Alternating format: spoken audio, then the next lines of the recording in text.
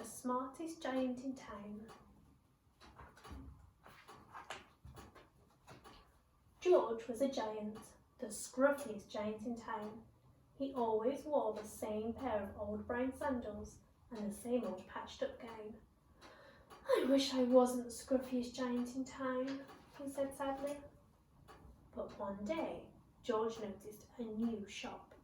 It was full of smart clothes, so he bought a smart shirt, a smart pair of trousers, a smart belt, a smart stripy tie, some smart socks with diamonds up the sides, and a pair of smart shiny shoes. Now I'm the smartest giant in town, he said proudly. George left his old clothes behind in the shop. He was about to go home when he heard a sound. On the pavement stood a giraffe who was sniffing sadly. What's the matter? Asked George.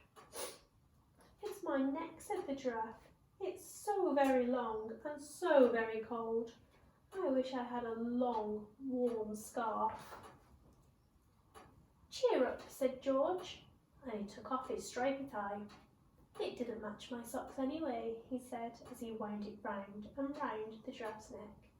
It made a wonderful scarf. Thank you, said the giraffe. As George strode towards home, he sang to himself. My tie's a scarf for a cold giraffe, but look me up and down, I'm the smartest giant in town. George came to a river. On a boat stood a goat who was bleating rather loudly. What's the matter? Asked George. It's my sail, said the goat. It blew away in a storm. I wish I had a strong new sail for my boat. Cheer up, said George, and he took off his new white shirt. It kept coming untucked anyway, he said as he tied it to the mast above the goat's boat. It made a magnificent sail. Thank you, said the goat. George strode on, singing to himself. My tie is a scarf for a cold giraffe. My shirt's on a boat is a sail for a goat, but look me up and down, I'm the smartest giant in town.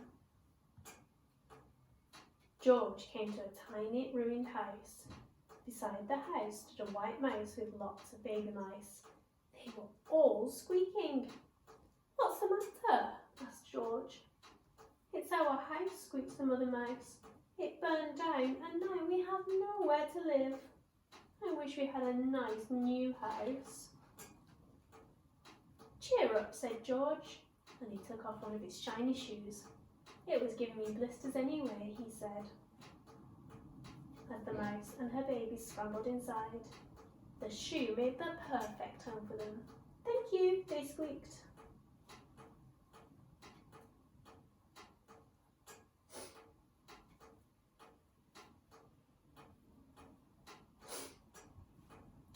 George had to hop along the road now, but he didn't mind. As he hopped, he sang to himself. My tie is a scarf for a cold giraffe. My shirt's on a boat is a sail for a goat. My shoe is a house for a little white mouse, but look me up and down, I'm the smartest giant in town. George came to a campsite. Beside a tent stood a fox who was crying. What's the matter? Asked George. It's my sleeping bag, said the fox. I dropped it in a puddle. I wish I had a warm, dry sleeping bag. Cheer up, said George, and he took off one of his socks with diamonds up the sides. It was tickling my toes anyway, he said, as the fox snuggled into it. It made a very fine sleeping bag. Thank you, said the fox. George hopped on, singing to himself. My tie is a scarf for a cold giraffe. My shirt's on a boat is a sail for a goat. My shoe is a house for a little white mouse. One of my socks is a bed for a fox. But look me up and down, I'm the smartest giant in town. George came to a big squelchy bog. Beside the bog stood a dog who was howling. What's the matter? Asked George. It's this bog, said the dog. I need to get across, but I keep getting stuck in the mud. I wish there was a safe, dry path.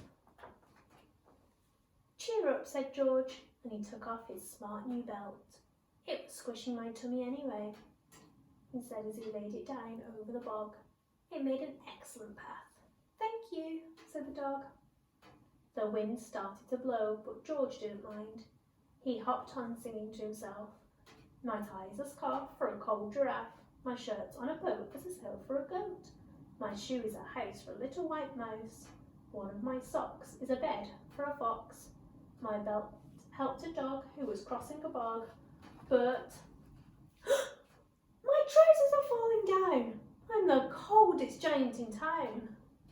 Suddenly, George felt sad and shivery and not at all smart.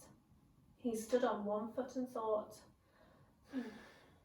I'll have to go back to the shop and buy some more clothes, he decided. He turned round and hopped all the way back to the shop. But when he got there, it was closed. Oh no, cried George. He sank down onto the doorstep and a tear ran down his nose. He felt as sad as all the animals he had met on his way home. Then, out of the corner of his eye, he saw a bag with something familiar poking out of the top. George took a closer look. My gown, he yelled. My dear old gown and sandals. George put them on. They felt wonderfully comfortable.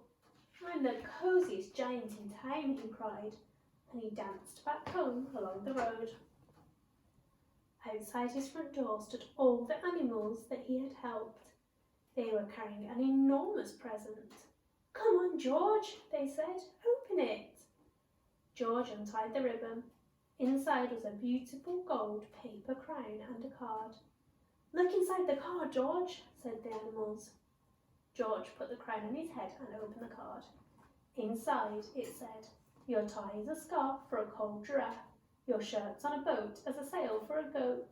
Your shoe is a house for a little white mouse. One of your socks is a bed for a fox. Your belt helped a dog who was crossing a bog. So here is a very fine crown to go with the sandals and gown of the kindest giant in town. The end.